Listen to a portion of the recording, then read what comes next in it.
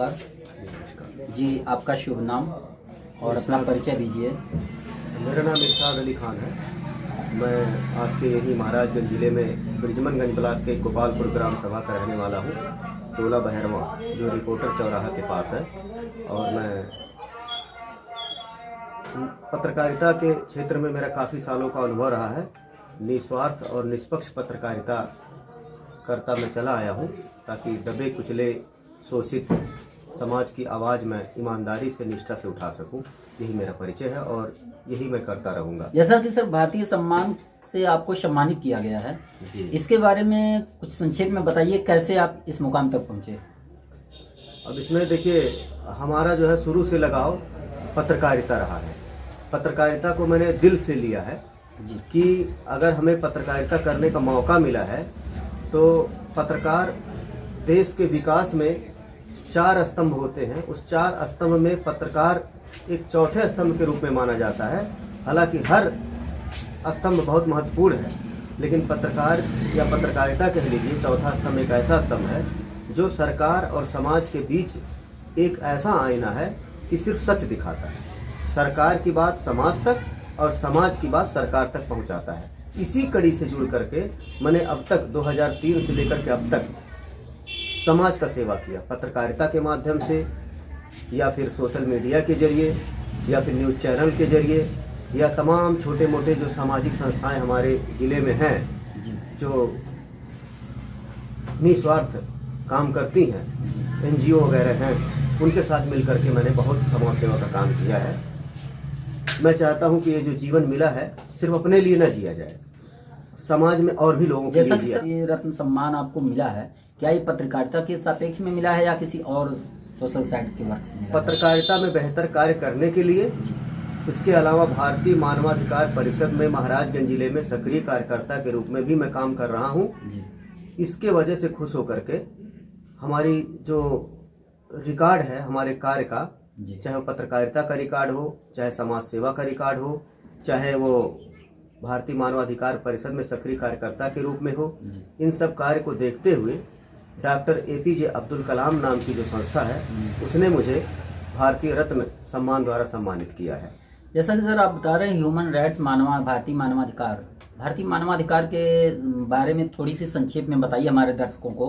काफ़ी लोगों को अभी पता नहीं चल रहा है या कुछ अधूरे जानकारियां हैं कि भारतीय मानवाधिकार क्या है और ये वर्क कैसे करती है, इसके अंतर्गत किन लोगों को इससे लाभ मिलता है और क्या इसकी सुविधाएं मिलती हैं लोगों को।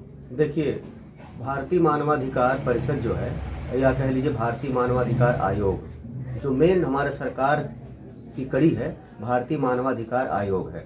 भारतीय मानवाधिकार आयोग से जुड़ करके तमाम प्राइवेट संस्थाएं, भारतीय मानवाधिकार परिषद, भारतीय मानवाधिकार संघ, इस तरह की तमाम संस्थाएं NGO के रूप में उस भारतीय मानवाधिकार परिषद से मिलकर के काम करती हैं। भारतीय मानवाधिकार आयोग का, भारतीय मानवाधिकार परिषद का या भारतीय मानवाधिकार आयोग से जुड़े हुए सभी संस्थाओं का सिर्फ एक उद्देश्य होता है कि इस देश में रहने वाले सभी भारतीयों का जो भी हक है, अगर सरकार के द्वारा या सरकार में बैठे जिम्मेदार अधिकारियों द्वारा अगर वो उनको अधिकार नहीं मिला है, उन्हें प्रताड़ित किया गया है, तो भारतीय मानवाधिकार आयोग और भारतीय मानवाधिकार परिषद या भारतीय मानवाधिकार आयोग के जरिए जितने भी NGO हैं वो मिल करके उस व्यक्ति का सहयोग, उस व्यक्ति का आवाज़ सरकार में बैठे जिम्मेदार लोगों तक पहुंचाते हैं। चाहे वो प्रधान से प्रधानमंत्री तक उसका आवाज़ लगाना हो, यह आयोग यही काम करती है। यानी सर जो मतलब पिछड़े क्षेत्र होने के कारण जो भी दबे कुचले शोषित वंचित हैं वो आपसे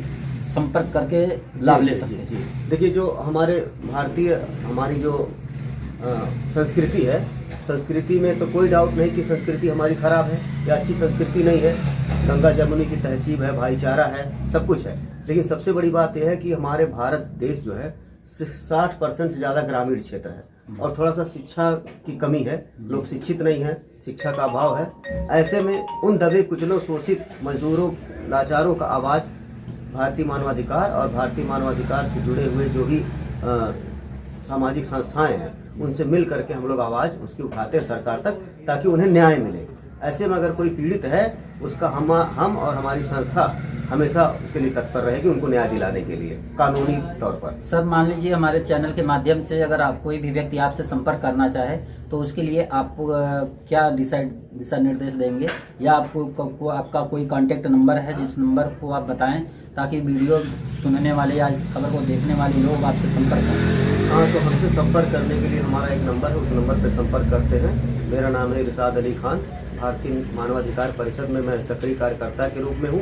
इसका मकसद सिर्फ ये है कि दबे कुचले शोषित समाज की आवाज़ बनकर उनका आवाज़ सरकार और सरकार में जिम्मेदार बैठे लोगों तक पहुँचाना, कानूनी अधिकार या कानूनी जो उनका अधिकार के लायक हो उनको अधिकार दिलाना। इसके लिए अगर वो चाहे तो मुझसे संपर्क कर सकते हैं या आपके चैनल के जरिए संपर्क करके मुझसे संपर्क कर सकते हैं। मेरा नंबर है 9838160584। Thank you sir. लास्ट में आप हमें 2 शब्दों में बताएं, जैसे आपने स्टार्ट कब से पत्रकारिता में है? 2003 से। तो सर एक समय भी लंबा हो गया।